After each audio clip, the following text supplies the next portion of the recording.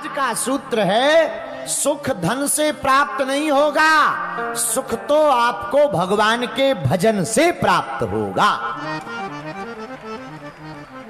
किससे प्राप्त होगा? बोलिए बोलिए। भगवान के। अच्छा महाराज उल्टी बात है मत बोलो, भजन से सुख मिलता है क्या? हाँ भैया मिलता है। मिलता है? हाँ मिलता है। आप कोई प्रमाण बताओ। हाँ तो सुनो, आपके पास मकान ना हो, खूब बेहतरीन बड़ा मकान बना लो, पर मकान बेहतरीन बन जाए, बढ़िया बेहतरीन तुम गद्दा ले आओ 3-4 लाख रुपए का, 2-2.5 लाख रुपए का बेड ले आओ, लेकिन नींद न आए, तो बताओ क्या वो महंगा बिस्तर किसी काम का है? बोलिए। अच्छा आप 5 स्टार होटल में जाकर के बढ़िया चाउमीन, डोसा हैं और क्या क्या चलता, मंचूरियन, इडली और हाँ वो पिज्जा, हाँ तुम ये बड़ी बड़ी डिशें ले आओ, सब ये सटके लंबी लंबी दोनों सटके, तुम ये सब लेकर आओ और खूब मंगा लो, खूब महंगे व्यंजन मंगा लो। भैया 56 भोग सामने रखा हो, लेकिन अगर भूख ना हो तो क्या 56 भोग किसी काम का है? बोलो हाँ जी या ना जी, जोर से बोलिए।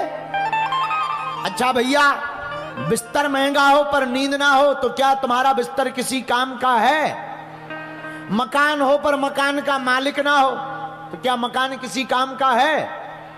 नहीं है। उसी प्रकार भैया तुम्हें जीवन में सब साधन हो पर भजन ना हो, शांति ना हो, सुख ना हो तो यह जीवन भी किसी काम का नहीं है।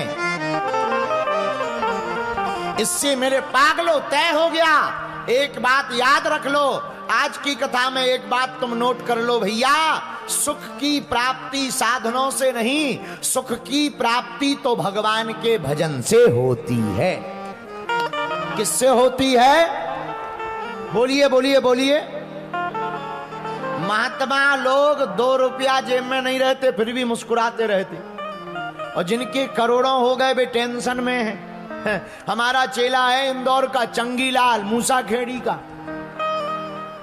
इतना धनवान कि 9 पीढ़ियां बैठे बैठे खाएं।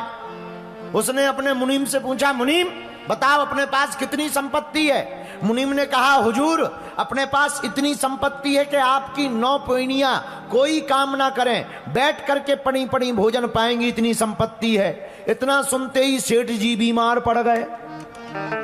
1 साल 1.5 साल में पतले पड़ गए, कमजोर पड़ गए, बीमार पड़ गए। दवाई करवाई, डॉक्टर ने कहा इनको कोई चिंता सता रही।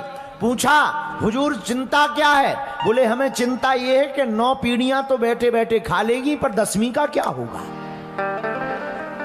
बताइए बताइए। हमें बड़ी हंसी आई। बोले गुरुजी आप हंस क्यों रहे? हमने कहा ठटरी के भरे, जरूरी थोड़ी है कि 9 पीढ़ियां तुम्हारी चलेंगी, बीच में ही रुक जाएंगी तो क्या कर लोगे? तो बोले उपाय क्या?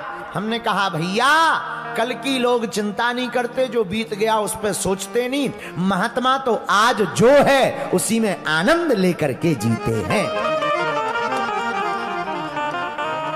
बोलो सीताराम। सीताराम जोर से बोलो। तो आज की कथा का सूत्र नोट कर लो, सुख धन से प्राप्त नहीं होता, किससे प्राप्त होता है? भगवान के भजन से। किससे? एक आदमी ने भगवान विष्णु की तपस्या की। किसकी तपस्या की? किनकी? भगवान विष्णु की। भगवान विष्णु प्रसन्न भय, वरदान मांगो। महाराज आप ही दे दो। नहीं नहीं मांगो मांगो। भगवान विष्णु ने कहा कि मांगो। बोला नहीं महाराज जैसी हमारी तपस्या हो वैसा आशीर्वाद दे दो। भगवान विष्णु ने एक थैला उठाया, बैग, लो जो तुम्हें चाहिए निकाल लो। दिखने में छोटा है पर तुम्हें पृथ्वी पर तुम अपने घर जाओगे विराट रूप में मिलेगा। उसने मकान निकाल लिया, मकान की चिट्ठी निकाल ली, गाड़ी की चिट्ठी निकाल ली, संपत्ति की चिट्ठी निकाल ली, पूरा थैला खाली कर दिया। वो आदमी है ही है खतरनाक, कितना ही दे दो उसका कभी मन भरता ही नहीं है। जब पूरा थैला खाली कर दिया, वापस जाने लगा, तो भगवान विष्णु ने लक्ष्मी जी से पूछा, जरा देखो थैला में कोई चिट्ठी रह गई कि सब ले गया चंगीलाल। लक्ष्मी जी ने देखा, बोले महाराज सब ले गया, बस एक चिट्ठी छोड़ गया। विष्णु भगवान बोले कौन सी? कोने में पड़ी हुई थी थैला में, उस चिट्ठी में लिखा था शांति। भगवान विष्णु बोले 1.5-2 साल बाद फिर से लौट के आने वाला है। और सच में उसे मकान तो मिल गया, गाड़ी तो मिल गई, पर शांति नहीं थी। उसे लगा पूरी जिंदगी बेकार हो गई। यही हम तुमको कहना चाहते, अनीति से धन कमाकर पाप करके आप अमीर तो बन सकते हो, पर सुखी नहीं हो सकते हो। सुखी रहने का सर्वोत्तम उपाय धन नहीं, भगवान का भजन है। किसका भजन है? बोलिए, अरे जोर से तो बोला। किसका भजन? भगवान का भजन। लेकिन आज के जमाने में आदमी अपने दुख से दुखी नहीं है, पड़ोसी का सुख देख करके दुखी है। आदमी अपने दुख से दुखी नहीं है। पड़ोसी के बंगला क्यों आ गया, पड़ोसी की गाड़ी क्यों आ गई, पड़ोसी के ऐसा क्यों हो गया? अरे भाई उसके ऐसा हो गया, तुम करो तुम्हारे हो जाएगा। बोलो जय बजरंग बली।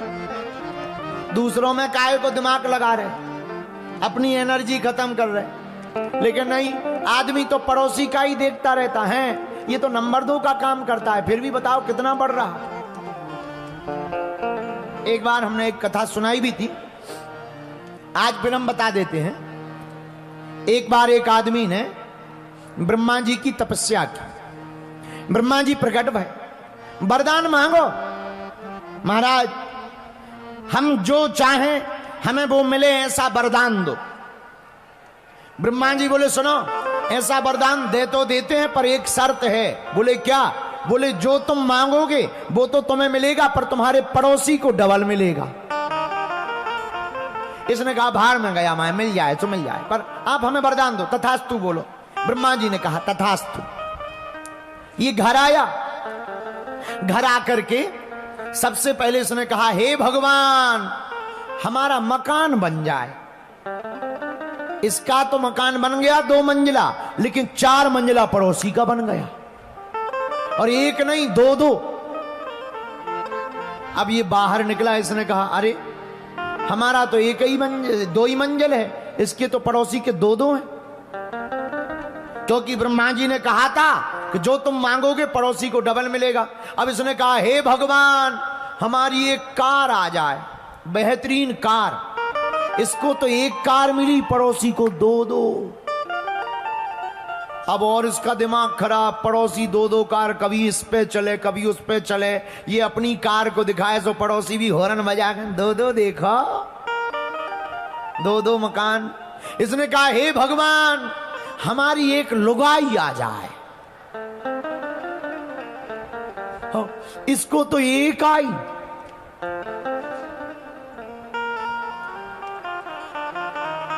पड़ोसी को 2-2। ये अपनी पत्नी को लेके छत पे खड़ा हुआ, पड़ोसी दोनों लेके खड़ा हुआ, एक लेफ्ट में एक राइट में, और चाय पी करके इशारा करे इधर देखो। अब इसको भारी जलन कि बताओ तपस्या हमने की, वरदान हमने मांगा, मजे पड़ोसी ले रहा है। अब इसका दिमाग खराब। अब जब दिमाग खराब तो उसने सोचा वरदान ही है, कुछ भी मांग लो वो मिलेगा। तुरंत ये ब्रह्मा जी से बोला हे भगवान हमारे मकान के बाहर एक 20 फुट का गहरा गड्ढा खुद जाए। इसके बाहर तो एक गड्ढा खुदा, पड़ोसी के बाहर 2-2। फिर तुरंत बोला हे भगवान हमारी एक आंखी फूट जाए। भैया इसकी तो एक ही गई, पड़ोसी की तो 2 ही तप गई।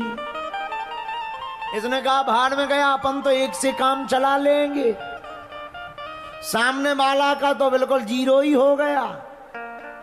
पड़ोसी से मिलने गया, राम राम। अब वो बेचारा करे कौन है भैया, एक चांटा मारो और ले लो मजे। दो दो गाड़ी, दो दो बंगला, दो दो लुगाई। वहीं पे खड़े खड़े बोला, हे ब्रह्मा जी हमारी एक टांग और टूट जाए। भैया इसकी तो एक ही टूटी, पड़ोसी की बिल्कुल ही अपंग हो गए। अब इसे और मजा आया, बैसाखी लेके कूदे, कहो मजे ले। अब इसने कहा, हे ब्रह्मा जी हमें बहुत आनंद आ रहा। हे ब्रह्मा जी जो गड्ढा हमारे घर के बाहर 20 फुट का खुदा है, हम उसमें गिर जाएं और 50% हम मर जाएं। हम 50 मरेंगे तो पड़ोसी पूरे ही। ब्रह्मा जी तुरंत प्रकट भय, बोले वरदान कैंसल। ये बोला क्यों? अरे बोले वाह, इसके लिए वरदान दिया था कि तुम पड़ोसी की 13वीं करवा दो। बेचारी की तुमने दुर्दशा करवा दी, शर्म नहीं आती है? बोले महाराज अब क्षमा मांगते हैं, हम क्या बताएं, तपस्या हमने करी, मजे ये ले रहा था, हमने इसको मजा चिखा दिया। उस दिन से ब्रह्मा जी ने वरदान देना ही बंद कर दिया। बाद में पता लगा वो आदमी भी इंदौर का था। भैया ये कथा से हमें ये शिक्षा मिलती है, जितने हम अपने दुख से दुखी नहीं है, उतने पड़ोसी के सुख से दुखी हैं। किसके? तो उपाय क्या है भैया, नोट कर लो। उपाय ये है, जिसके पास जो आवे भगवान को धन्यवाद कहना, प्रभु जैसे तुमने उनकी सुनी हमारी भी सुनना और सबकी सुनना। ऐसे भाव में जीने वाला आदमी ही सुखी रहता है। कैसा रहता है भैया? बोलो बोलो। ऐसा आदमी सुखी रहता। दूसरा उपाय सुखी रहने का, जो प्राप्त है वही पर्याप्त है।